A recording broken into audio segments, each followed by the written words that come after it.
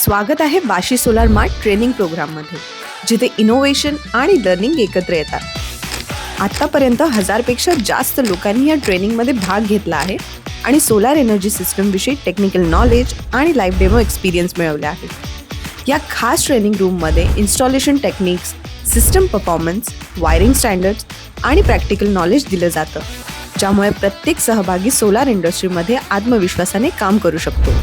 या प्रशिक्षणामध्ये केवळ इन्स्टॉलेशन नाही, तर लायझनिंग प्रोसेस आणि सबसिडी अप्रूव्हल प्रोसिजर विषयी सविस्तर मार्गदर्शन दिलं जातं।